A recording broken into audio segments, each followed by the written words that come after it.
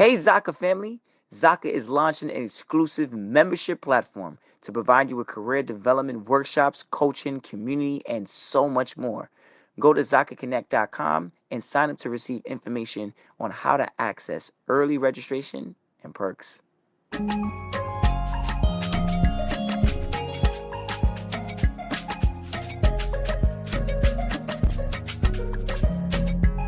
Hello, everybody. This is Paul Herman, the Prince of Motivation and host of Zaka Presents My Journey. We're creating this vulnerable and positive platform. You can get inspired and motivated from different leaders from our community. Today, our guest is Krystle DeSantos, who is a creative director and digital content creator. Krystle, welcome to the show. Thank you so much. Thank you for having me on, Paul. I am very excited to be here chatting with you today. Hey, look, we're excited to have you on the show ourselves. You know, and there's a lot of us that are very intrigued about the whole digital content creator, aspect of your job. But, I want to, dive into that and talk a little bit about that. But before we get so into that, I want to know a little bit about your background culturally. Like, where are you guys from? Where's your family from? And I think that you came here to the States. When did you come to the States? Yeah, so I am from Guyana in South America. I moved here, oh my gosh, over 15 years ago. I moved when I was 18 years old to the States to pursue my tertiary education. And so I came here with the goal of going to university. At the time, I was going to pursue medicine. I was going to be a doctor. If you know anything about the Caribbean, those times it's like you're going to be a doctor or a lawyer. I chose the doctor path because I like science. And so that was kind of the goal and purpose of me coming to the United States, not fully realizing that I was like moving completely here. Like I would never go back home to live over this time. Not that I wouldn't go back home eventually, who knows, but not like really connecting those dots at first, So kind of that's pretty much my background. Both my parents are Guyanese. And like I said, I grew up in Guyana. Mm-hmm. Now, how was life growing up in Guyana? Oh, it was great. I mean, I have nothing else to reference it to, right? So I was born in Brooklyn and went back to Guyana as a baby. And lived my entire life there, didn't travel, didn't leave the country until I was 18 to come back to the US to go to college. And so growing up in Guyana, it was, I would say, less fast-paced as compared to New York, is where I moved to. It was a great, I would say, experience in childhood, just being among nature. And like I think about, being in the schoolyard, playing and all of that, and having that kind of also different structure in education, which I think sometimes can be a little bit more, for lack of a word, rigid, or at least in my times, right? Growing up, I think that kind of experience, lends itself to kind of my work ethic moving over to the US. But it was great just growing up in Guyana, fun, lots of festivities, lots of things. Like I was just back home actually a couple months ago, and I stayed there for about 2 months, and just being able to have the opportunity to participate again in things like religious holidays, because we celebrate each other's holidays and have that unique cultural experience, which I think you don't get as much or as connected in the US, at least from my perspective and my experience. So all of that just kind of played a role in shaping who I am. And you came here for your education? Yeah, I did. At 18, were you by yourself? Yeah, well, my brother lived here. My brother lives in New York. So I moved up and lived with him for a while. Here's a fun story, because there's so many, but I was originally supposed to go to a school in Pennsylvania, had gotten a scholarship, but it didn't disclose the amount. By the time I moved here, and my brother was the one that I moved to live with, by the time I moved here, when they disclosed the scholarship compared to the tuition was, it was not happening. I was like, I can't afford to go there. The scholarship is not even going to help. And so what eventually happened was I applied to SUNY school, so that's State University, University of New York, I think. That's what it's called again. I did the SUNY application. And initially, I was actually going to attend Long Island University, downtown Brooklyn. Yeah. But I wanted, and I had family members, two really good cousins who were like, get that college campus experience. Like, it's a once in a lifetime experience. You should go away to school. You should live on campus and get that experience. And so I listened to them. Their names are Marlisa and Stacy. Shout out to them. And actually did the SUNY application, didn't go to LIU downtown Brooklyn. And I went to Stony Brook University. I got into Stony Brook University, and that's where I went. Mm-hmm. Now, I know I read a little bit about your childhood, and I know that you're heavily influenced by your family, especially your mother, your grandmother. Could you tell us a little bit about, some of that, that relationship? Yeah, well, they're both, matriarchs in my family and play such an important role in my life and in shaping who I am, right? The women are super important in my family. And, growing up, I spent a lot of time with my grandmother. I would accompany her to these little church outings, as she would call it. I was like her little, because all my other sisters were too grown at that time. They were teenagers. They were not like going to the outings because it was no longer cool. But I was the one who would like stick by her and go to the outings and spend a lot of time with her. And just like seeing her in her essence and her kindness to people and knowing her story of coming from not a lot, but always being kind to others and, making basically, we'd say like $1 out of 50 cents. Like my grandmother was glamorous, but didn't have a lot of money and resources, but, she'd design her own clothes, all of that. And that was passed down to my mom as well. And so I just grew up among these like glamorous women who were very, strong and encouraged us to be independent and to go even beyond what they were able to do. And so that shaped who I am as a woman. And I know you're asking the question because my business, my accessory business for everyone listening, is called Lillian Joan. And it is an ode to my grandmother and my mom. Lillian is my grandmother, and she has passed on for quite a few years. But Joan, who is my mom, is still around. And so it was my way to honor them and to dedicate what I consider part of my life's purpose to the women that really have impacted and shaped my life.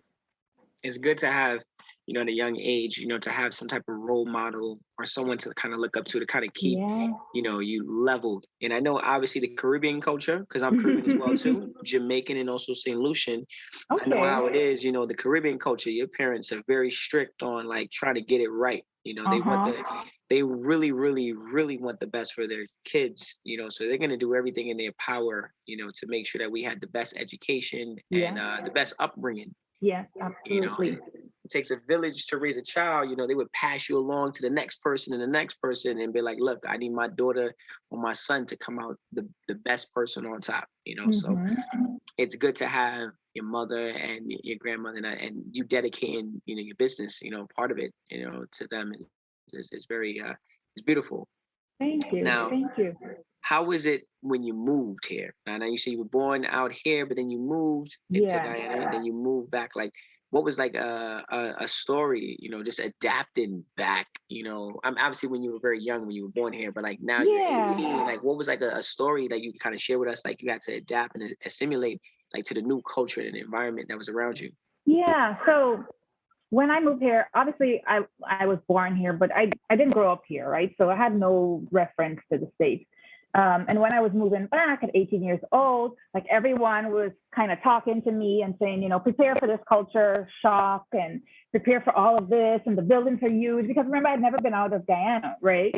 And all these different things, but really that I would experience culture shock. And if I may be honest, I came to New York and I did not experience the culture shock that everyone told me about. I just kind of fell into place.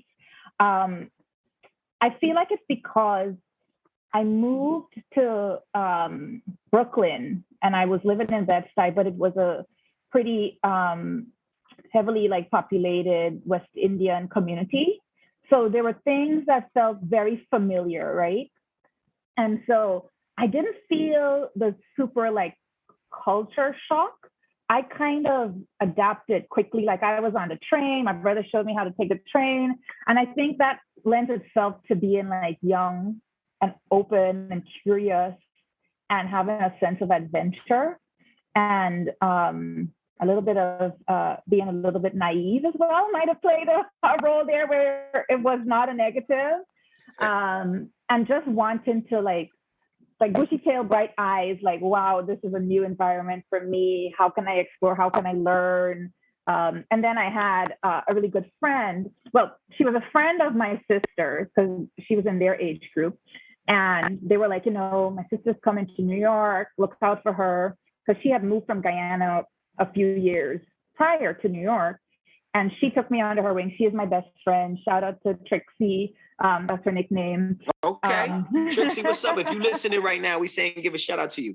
There you go. And so she really like helped me to transition into New York, like just the aspects of living, right? Before I even started to like get into work and all of that, just getting comfortable, enrollment. And of course, fashion is my passion.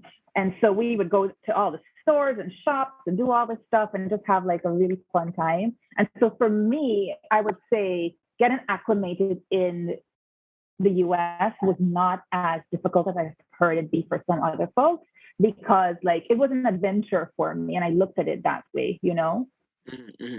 Now, when did you start focusing on your career and like knowing that you had a passion for it? Because you said you had a passion, you have a passion for fashion, right? So like and creating. So like when did you realize that you had that passion? Talk to us a little bit about the process. I've always known this. I'll give you here. Let me take it back. So when I was 16 years old in Guyana, so as a kid growing up, I was the one sitting with my friends in class, making jewelry. I was like decorating the dollhouse. I was doing all this stuff, right? And then as I got older, when we were graduating high school, I actually decorated my school prom. So I was on the team that like came up with the plans and stuff to decorate it. We were gonna do an underwater theme, but the budget didn't allow, so we ended up doing like this midnight theme. It was still cool. So all the details are in my head because it is revolving around the things that I'm passionate about. Don't ask me questions about anything else to remember because I don't. And then I used to design all my clothes and get it sewn and all this stuff, right? And so I always had that passion that comes from my mom and my grandmother, right? And that kind of was more, I looked at it as more of like a hobby. And then I came to the US and would continue just, do playing dress up and creating. Oh, the part of the story I was going to tell you was from that prom that I helped decorate, a young woman from my cohort, she actually approached me and her cousin was getting married, a cousin of hers, and she asked me to decorate the wedding. So at 16 years old, I decorated my first wedding in Guyana. And never really thinking like that wasn't translating to me as, oh, this is going to be a career or anything like that. It was just something I did, I loved, I enjoyed, and I did it, right? And obviously, I was moving to the US to become a doctor, right? Because that was kind of the traditional trajectory and very typical for Caribbean household. You're going to be a lawyer or a doctor. Moved here to go to college. I did pre-med in college for about 2 years when I decided I no longer liked the pre-med. Like I got through all those tough classes like calculus and chemistry and organic chemistry and all of that. I was like, okay, I love bio in high school. So when I get to bio, it's going to be great. And I did not like it. And I was like, I can't go down this path anymore. And in that stage, I reverted back to my creative work and to like be kind of I would say coping mechanism for making such a big shift in my life because it was a big decision. I had to like tell my family I wasn't going to be this doctor anymore and all this stuff. And they're like, okay, that's fine. Like do you, you're more creative anyway. But I still thought at that time I had to be more like responsible. I did not think of like being a creative as a career or holding a money-making position essentially, right? It just seemed as a hobby, but I would lead into that. And I started blogging during that phase of my life. Mm-hmm. I saw that you doing professional blogging. Yeah. But before the professional blogging, I was just blogging on, I don't know if you remember Google Blogspot. Yeah, 100%. Yeah. I was just blogging on Blogspot and doing this craft blog and DIYs and all the things I was passionate, fashion, and all of that in the context of which it wasn't. This is when I was in college. And what happened was, and I'm telling you this story because it like all connects, right? The pieces all connect in the puzzle because my first job interview out of college, I used to temp at American Express and all of that. But I saw this job posted for a company called Apartment Therapy, and they had this digital ad operations role, and I knew nothing about it. However, what like caught my eye was that they worked in tandem. They partnered with Google, and I was like, Google, like, wow, like this is like 2000 and I don't even know anymore. I lost track of the time. Look at my LinkedIn and figure out the dates. Anyway, I was like, wow, Google, I would love to work for Google. I would love to work with Google, like any capacity Google, because it was cool. It was like cutting edge, you know, it was tech. I was not familiar. And so I applied for the role. And they called me in and we did the interview. And they mentioned to me that they were intrigued by the blogging work that I had done and the fact that I had also had an Etsy shop. Because remember, I had no qualifications for this role. I had no qualifications for the role. I knew nothing about marketing, nothing about advertising. When I say nothing, like nothing, right? It was total like foreign land, but I was doing it, but I didn't even know I was doing it. You know, it was just me blogging and tinkering with the code and figuring things out and having my Etsy shop and doing ads on Facebook at the time. It was not like the official Facebook or Meta, as you call it now, ads, but like me promoting and putting coupons and things like that. And they liked that about me. They liked that entrepreneurial spirit that I had displayed, and they wanted me for the role. However, did not have the qualifications at the time, and someone who had experience got that role, which was fair, you know, it was true. And at the same time, I was still temping at American Express. I would temp there every time I was out of college. Like I'd go and temp at American Express. And like 3 months later, Apartment Therapy calls me back. And I've got like this pending offer from Amex to be an admin assistant there.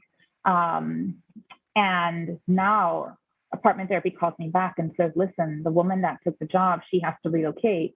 If you want it, it's yours.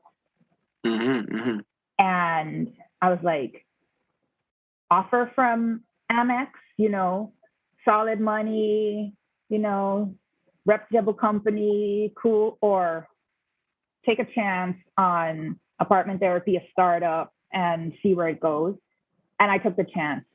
I like took the chance. Even the women that I worked with, and so many like women, you'll hear this theme, women in my life throughout my career in every aspect, like encouraged me, from my like sister-in-law now who worked at Amex, who actually hooked me up with the temp role, to then the women that I worked with, the lovely admins like Letitia, Latasha, Tamisha. I call their name because you are here giving shout outs to everybody. Let's get it. It's important to remember and people that help you along the way, and sometimes they don't even expect that you'll remember them, but I think it's really important because this is how you kind of, I think when you come here, you make those connections. And we'll get to like my future career, but at one of the companies that I worked at, and we can talk about that in a few, you know, one of the tenets was relationships matter, and they absolutely do, you know, they absolutely do. And so I'm kind of jumping around, but, you know, that experience and me doing the blogging and all this stuff, just out of basic curiosity, led this company to kind of bring me on board as their ad operations campaign manager, essentially. And I did a lot of things at that company. As you'd imagine, in a startup, you wear many different hats. So I learned so many things. I got to work with folks from Google to build out the ad server. Like I got all that experience, right, at that company. And then that great experience as my first like official job out of college, I stayed there for about 3 years. And that would lead me to shift fully into the tech space, where my first like role in like official role in tech was at LinkedIn. And so this is where I mentioned like the company talks about how relationships matter. And from there, I would grow and develop in my career and work at other tech companies. But that's kind of the story. I tried to like see through it. Now, when you were talking about your blogging, right? I know that's a Mhm. very big thing. A lot of our listeners, they're just starting up, and they're, Yeah. blogging is a very big thing. It can really make a big impact on the way someone receives you, your Mhm. exposure, your awareness out there in the community. So, like, when you were blogging, like, how could you Mhm. talk a little bit more about that? Like, what did you blog about, and how does blogging help you mentally? Yeah. So blogging for me started out, as just I was curious about it, didn't know a lot, and so it started out with just like me being interested in like the actual like building out the framework of the blog site, right? And tinkering with the code and designing the banners and the graphics and all this stuff. And then writing about things that I was interested in, posting images, all of that was pretty fun for me. And so it was like almost like a diary, but out in the open, where I talk about all sorts of things. So my first blog was called Crafty Habit, and I share all my craft projects because I like to do things. I like to make things and do DIY projects. So I would share that stuff. And this is when I was in college. So my aesthetic then and now has evolved a bit. But, I just share the fun stuff that I enjoyed and liked. And I started to engage in community at that time where you'd have to comment on people's blogs. There was no social media at that time, right? This was like 2009.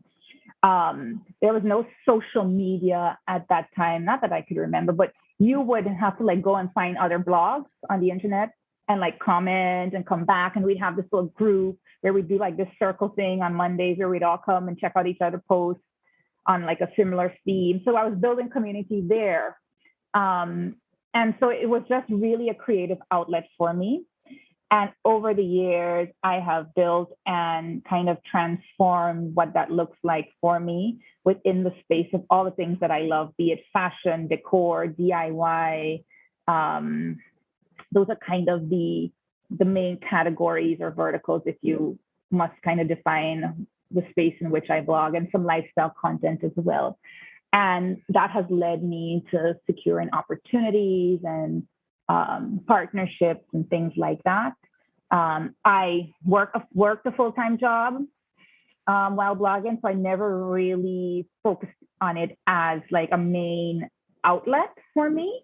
It was just kind of like I do this on the side for fun, stress relief, creative work. That's how I kind of looked at it, and it kind of naturally and organically did its own thing, and kind of created avenues for me and legitimize my work because now we live in a day of social media where everybody's a blogger or Yeah, whatever, an you're expert, right. right? But You're right.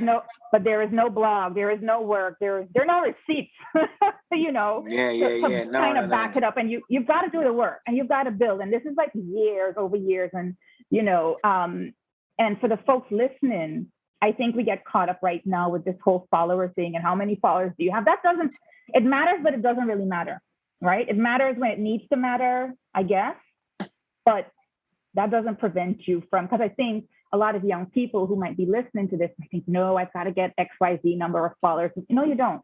You just got to get people who are invested in what you do, who share similar interests, and you are speaking to them, be it 10, be it 100, be it 1,000, whatever it is. Like, don't get caught up in those numbers either. Just kind of be true to who you are, and don't do, for me, don't do things just to get a number. Because what does it even mean if you're not being impactful in the work that you do and connecting with people who might want to connect with your work? So I just had to like stick that in there real quick. Yeah, no, because it's social media is a great avenue to kind of like promote yourself, but Mm-hmm. sometimes people get too wrapped up in it and then forget Mm-hmm. about what the true reason was for it. Like you went out there to kind of promote yourself and to kind of Mm-hmm. create awareness, but then you're like sitting there saying, well, this person didn't like this and this person didn't Yeah. comment, and then it turns into a whole like statistics thing, and you kind of lose track of it. So I know that Yeah. you're a creative director and a digital Mm-hmm. content creator. I really want to know a little bit more about it. Like, could you explain to the audience like what exactly does that role consist of? Yeah. So I am a creative director for my business, Lillian and Joan. Essentially, I am, like the title says, basically like directing everything from, I wear many hats, right? But in terms of Lillian Joan, I am the one that's pretty much coming up with like the ideas and the concepts for the business, the storytelling around that, the designs. I make the jewelry too. I do many different things. I have also a great team that works with me. My team, they're also my family members that works with me on the business to bring like the ideas and stuff to life as well. And so in that aspect, I am overseeing all creative processes and projects and things like that. For instance, I collaborated with my good friend and artist, Vintage Trixie.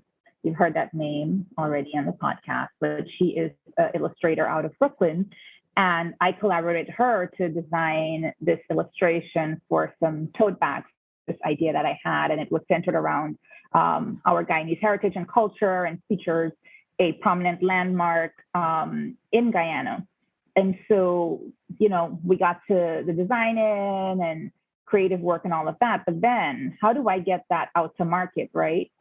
And so within that, I'm doing the marketing, I'm thinking of the marketing strategy, and also like working with another good friend, also photographer and creative platform owner of Entice, to kind of come up with how do we want to tell the story about this tote and have it be relayed to the audience so that they understand, so that they can connect with it and what that looks like, and doing like mood boards and storyboards and all of this, and then proceed into then do a photo shoot and video shoot to kind of capture the essence and story around this tote and relay that to potential customers so that they can understand the meaning, the impact, and also have a connection to a tote, which they might not be from Guyana, but they can relate in some way, shape, or form to it. Could be that they've traveled on vacation, or they remember things from their childhood, or their parents grew up in the Caribbean and similar things, you know, and it's about two girls and all of this. So there's a whole storyline behind it. So that I'm like working to creative direct all of that. To just give you like one aspect of what I do for the business. Okay. And then I also have my blog. Yeah. So there's Lillian Joan, which is like the accessory business. But then I also have my blog, which I have been doing, KrystleDeSantos.com, for quite some time, and creating home decor, fashion, lifestyle, DIY content on there. And then working with other partners as well to create content for them. Mm-hmm. Now, I read in the bio about you working with several big companies. You know what I'm saying? We're talking about LinkedIn. We're talking about Amazon. You mentioned a few of them already in the podcast, American Express, right? Mm-hmm. Could you talk to us a little bit more about the experience, about like working with these companies and like working in corporate? Yeah. Yeah, like, you know, that's a very big accomplishment. You know, a lot of people, a lot of listeners, you know, they definitely want to know about, you know, even though a lot of the guests have, you know, pursued a corporate lifestyle, but then some of them kind of like kind of like drifted away from corporate to move into their own profession, right? But corporate America seems to be like a very good baseline for a lot of people. Like, I'm assuming there's a lot of life lessons and skills that you've obtained over the many years. So like, could talk a little bit more about that. Yeah, I would say, you know, my corporate background lends itself to just helping me develop professionally, personally, in many aspects. You know,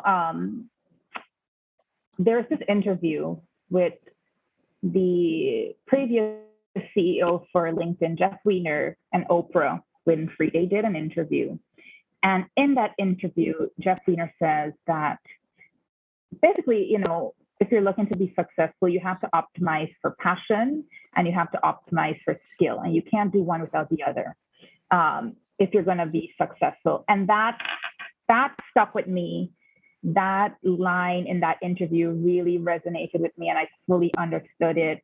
And I think, you know, sometimes we think, oh, you've got to do one or the other, and one detracts from the other, like corporate, like doing your business will detract from corporate or vice versa. And I disagree completely. I actually think they complement each other if that is kind of the journey that you are taking, right? True. And so for me, working in corporate environments helped me to develop professionally and to learn, you know, skills and enhance skills, you know, such as advertising or marketing or just being professional, right? How to work with teams, how to work with cross-functional partners, how to think to, troubleshoot issues, to get that kind of mindset, right? That you can figure out anything. And that was developed within my corporate career.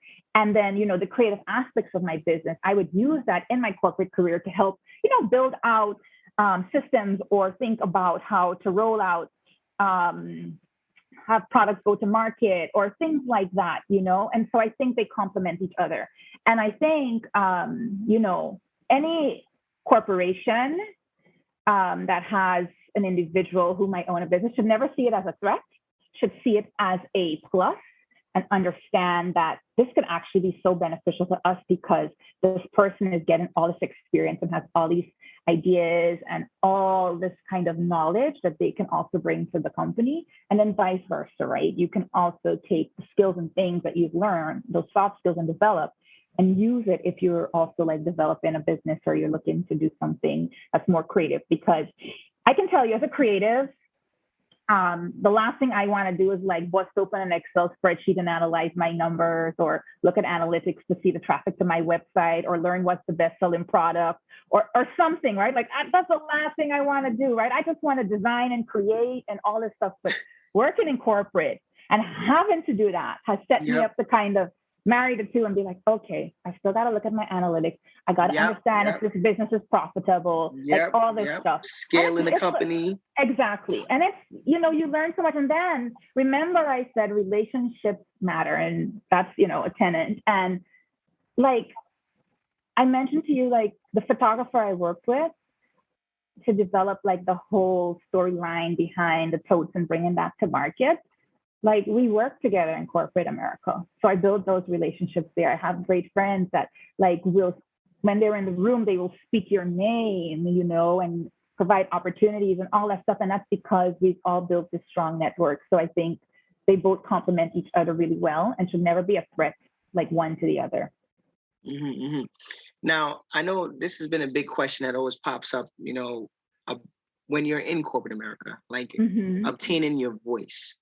It's very hard at times, especially when you might feel like the minority, in a sense where you walk in there, you're like, okay, like I have a voice, but I want to kind of like say something, but I don't know how to say it. Could you talk about a little bit about when you were in corporate America, like how did you actually gain your voice or even grow it?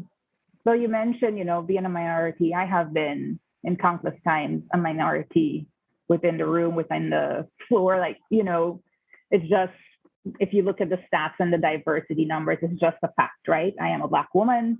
And so being in these spaces, you look around, there's not a whole bunch of us, right? Like there's been times I like got to place and I'm like, are we hiding under the desk? Like where's everybody, And so sometimes it can feel intimidating, but here's what like has worked for me. And it will sound cliche or corny or whatever, but being myself, like walking in there and being unapologetic about who I am.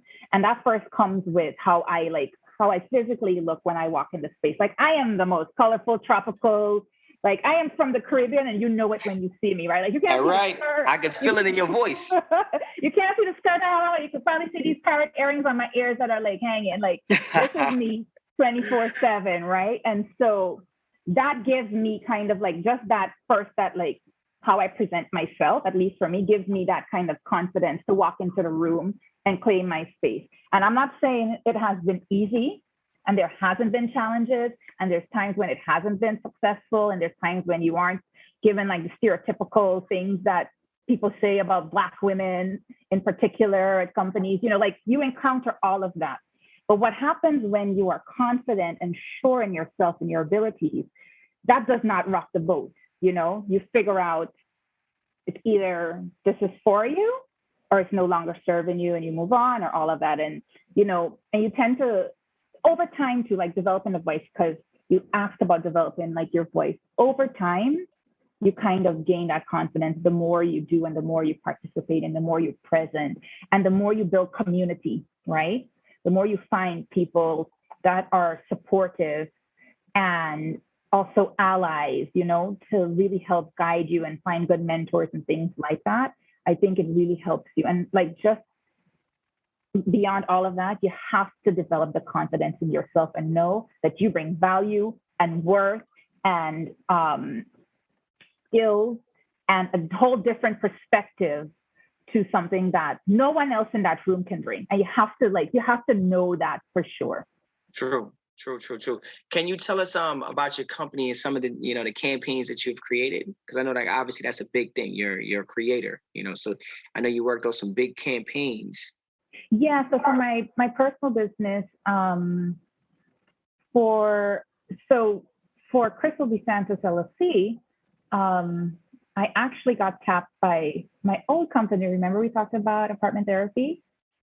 Yep. So I had moved on from there, but they tapped me and said that they had this campaign that they were doing with Ashley Home Furniture, and they wanted me to kind of develop a concept for an outdoor space revolving around the furniture from this, and kind of design this whole campaign for them, working with a few other like bloggers.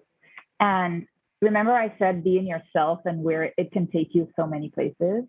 Apartment therapy, even though they knew me and we worked together and had a great relationship and all of that, they tapped me because of what I presented as myself as being unique. I presented myself and they said, this company, they liked in the sea of all the New Yorkers and the black and stuff, attire and very muted colors. Like I was colorful and vibrant and bright, and like that company had appreciated that aspect about my work. And so they really wanted to kind of partner with me in that space. And so in that instance, that's an example of I'm being me, and I don't know who's watching, right? And who's taking notes, but there are people out there watching, taking notes, looking at your consistency, looking at the work you put out, and then saying, we want to work with you in particular, right? Out of all these other people with at the time like thousands and hundreds of followers and all of this stuff, like we want to work with you because of the unique perspective that you bring to what you do to your work. And so I've worked with apartment therapy and Ashley Home Furniture. I've also worked with there's Afro Chic. Those are my friends now, but I've done work for them, creating content for their online platforms, as well as they have a publication for a magazine now that they release. I believe it is quarterly, if I remember correctly. And so I've done some work and things like that, features them in that aspect. It's good that you have that corporate background to kind of like pour into a lot of these campaigns, like having that type of you have both sides of the fence. So you're looking at these campaigns on a larger scale. Sometimes people walk into a campaign and might be like, all right, this is exactly what we got to do. But then you got to factor in so many other things, especially when you're that creative. Sometimes it's very hard.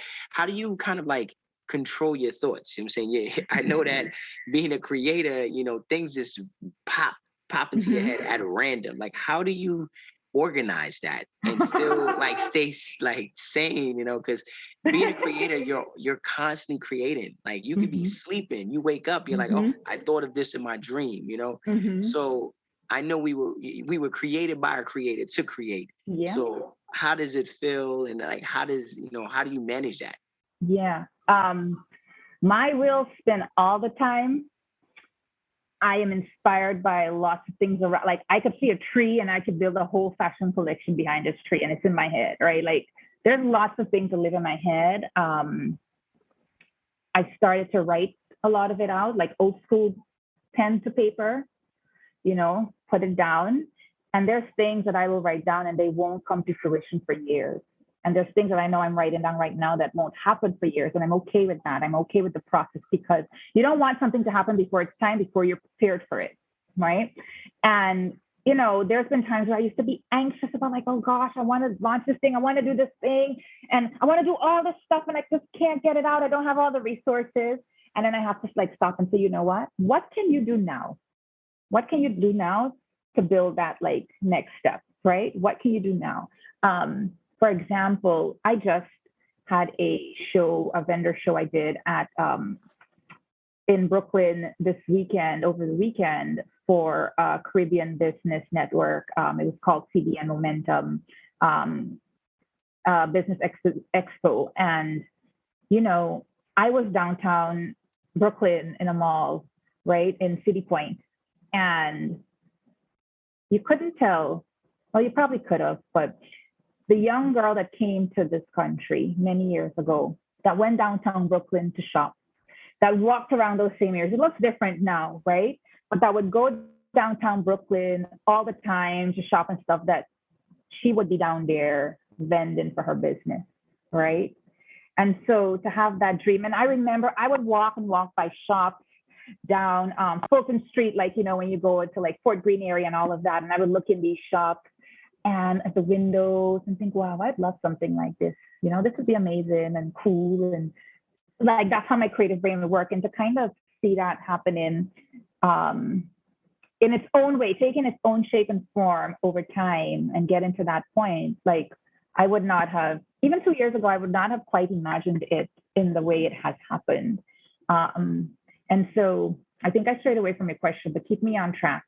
Now, so I think with the creative thoughts and stuff, you allow them to come and you write them down, and, you can meditate. Meditation works to kind of help calm your thoughts. Mm-hmm, mm-hmm. I like how you said that the whole thing about you could look at a tree and like come up with I could look at, like, there's so many ideas that'll come into your brain, and so many great things. And I find just jotting it down. I like to put pen to paper with those sorts of things, because it feels like it's transferring from my brain down the arm, out the hand, onto the paper, and it's there now. I could feel it. Yeah. The transfer of energy right there. And I do like the fact that you're letting the listeners know, like, taking it back to that old school way of, like, pen and a pad, like, write it down so you're able to look at it. Yeah. And like envision it. And it gives you an opportunity to kind of plan. Like, I know you talked about the Afro chic, and I want to kind of just go back over that real quick, and understand about you. Could you talk a little bit more about it, and like, what are you trying to accomplish there? So Afro chic, they're actually great friends of mine. They are a digital platform that seeks to empower, educate, inspire folks from the diaspora, the African diaspora across the world, essentially, right? They are based in New York. And so I, taking it back a bit, when I was in college, I was following their work. They were blogging. And a few years later, I saw that they were going to be at a conference at Harvard, talking about Blacks in design. And I was like, I would love to go to that. And I went to that and was able to meet them there, introduce myself. I shyly introduced myself because you'll hear me chatting and stuff, but my natural state is like, I'm introverted first. And so I was like, I don't know. But I approached them, introduced myself. And from there, we kind of hit it off and started building a working relationship and friendship and all of that. And so I've been, in connection with them for all these years now. Worked out with them when they first released like their first line of kimonos and paint and all of this, and they had the launch party, and was able to like be with them through the planning stages, and just so many like opportunities, and then just building a great relationship with them, which led to me contributing written content for their platform, and also other creative pieces that we have done together.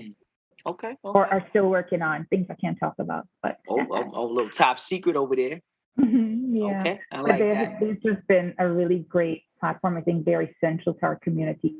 They shape and tell stories that aren't told about us, about Black people, about people from the diaspora, that are not just like, sometimes you just hear these struggle stories and like, it's like we're not happy and joyful, and we don't like home decor, and we don't like fashion, like these lies that we're told, and it's not true. And they help to kind of bring those stories to light. Now, you have achieved a lot. You know what I'm saying? Working from corporate America, business-wise, your own establishment, being a creator. What is like one of your proudest achievements so far? Thank you for saying that. I don't always register like all the things I have done, to be honest. You hit a lot. And on top of that, just a reminder to let the audience know you are still doing a lot for yourself. But more importantly, even throughout this podcast, you're still highlighting the people that put you on or gave you the encouragement. So I greatly appreciate you doing that, because that's a very big thing. But, like, what is like one of your biggest accomplishments? One of my biggest accomplishments, I would say, for me, seeing other people empowered through the work that I do, and other people empowered through just seeing me be me, and they get this sense of like permission to be themselves. When I see folks, for instance, like, I'm not going to call names and stuff and put anybody on the spot, but like dive back into their creative work after seeing what I've been doing, or chat with me and me encourage them, that for me is a huge accomplishment.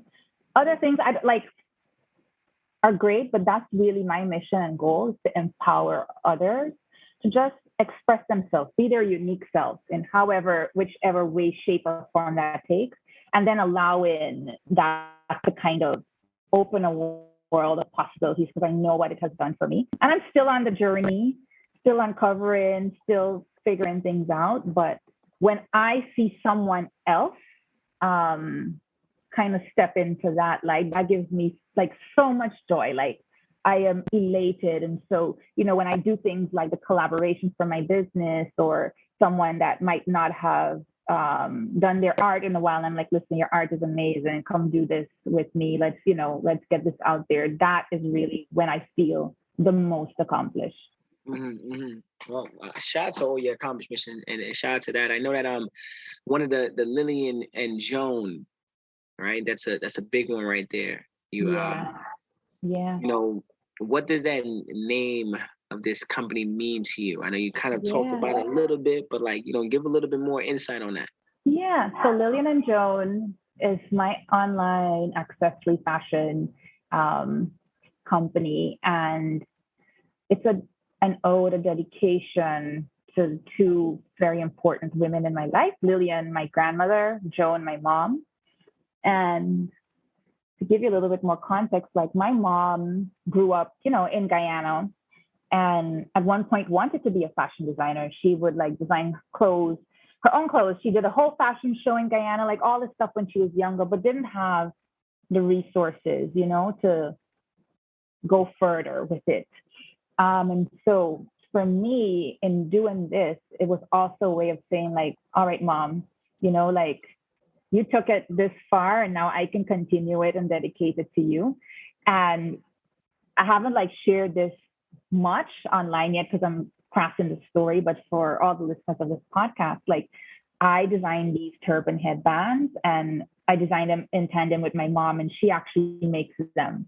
So most of everything in my shop is handmade. And so like the headbands, the turban headbands, she's like in charge of making them. And so that's so like refreshing and rewarding to me to have her be able to participate in it. And like, she lights up anything that has to do with fashion and accessories, and my mom like lights up. And so that in itself has been a joy for me with developing this company and having her involved, and then also having my sister who's from Guyana involved, both my sisters, my entire family, involved in their own capacity. My husband is an incredible artist and designer as well. And, just working with her to really develop her skills and her passions around that is super rewarding for me. And it's important while I'm jumping on my words, while I develop Lillian and Joan. Now, the big mission behind it. I know like every company's got like their big like punch where they're like, this is what I gotta accomplish. Like, first off, just putting a name, building a company with the names of family members, that's already a big accomplishment right there. But like, what's the mission? The mission is so my mission throughout all the work that I do is to empower others to express their unique selves through the way they look and the way they live. And so with Lillian Joan, it's more about, the look, the accessories, all of that, and to really use these pieces to express who you are, to showcase on the outside kind of who you are, to be daring, to be fun, to be adventurous, and then to just really, feel that kind of like share love and joy through these pieces. Because I think for us as a community, oftentimes, joy has been kind of missing, and I think it's been a big theme over the few years of us reclaiming our joy, even when we have to face all these adversities and see all these things in the news and experience all these different kind of traumatic events, still holding a space for joy. And I feel like through the art of accessorizing and, showcasing who you are and playing dress up and all this stuff just brings out that joy. And that's really my mission. And through joy, you get to empower yourself. That's true. So that's kind of my mission. And I must say your energy is contagious, young lady. You know what I'm saying? Like, I know I don't know if that's how it is in Guyana, but like your energy is just on a very high magnitude, and I appreciate that, because I feel like being a creator, you have to have some type of like personality. Like this, you can't just be like, yeah, this is what I do. Like, you have to have that animation. And I feel like the work that you do, people are going to resonate with it, because your personality definitely does carry a room. And thank you. And it definitely carried this interview right here. I just want to say, I greatly appreciate you being on the show, and shout out to all your friends that you gave a shout out to. I think you said one of them was Kiki or something like that. Well, I don't know the Kiki. You mentioned a whole bunch of names. I did. Like, that's her nickname over there. So Trixie. Trixie, shout out here, Trixie. That's my ride or die. Yes, I know. So I had to make sure I put Trixie on right now on the Zaka platform. Do you love me? I'm like, I don't know, Kiki. All right, I'm not gonna sing. Singing is not one of my specialties. So you gotta know your limits in this life. So that is true. I mean, I know. I saw in your bio that you have other things that you do outside of the whole creative thing, and I know you like ice cream and other things as well. So I'm glad that you have time to treat yourself and rebuild, regenerate, so you can then be more creative with your team and with your family. And I'm very blessed to have had this interview with you and talk a lot about what you do and how you got from point A to point B. And I really admire the fact that you really highlighted your mother and your grandmother. I think that's a very essential thing. A lot of times people say when they're in corporate America, they find like a mentor or a coach while they're there, but you kind of had that as a child growing up. And highlighting both your mother and grandmother, and then building a business with their name surrounded around it. I think that just goes to show how much of an impact they've had on your life. And they are very blessed to have had you, and like your grandmother have your mother and your mother have you, but just blessed in general to have you doing what you're doing every single day and creating the life that you always wanted to live. So congratulations again, Krystle. Thank you so much. And if I might add, you just mentioned like mentors and stuff. Sometimes we think mentors are like above us, but look across, right? Always look across. Like, I have great friends. I'm going to call another name, Kim, who like I've worked with in corporate America and is now such a great mentor. And it's not in like some official, like, can you be my mentor? It's like we play off of each other. We put ideas to each other, all this stuff. And so for those listening, wherever you are, you don't have to find like someone who's like, quote unquote, like above, like look across the room, look across where you are and find those people who have similar interests, similar goals, and connect. And you'll grow with those people. So that's my spiel for the end of this.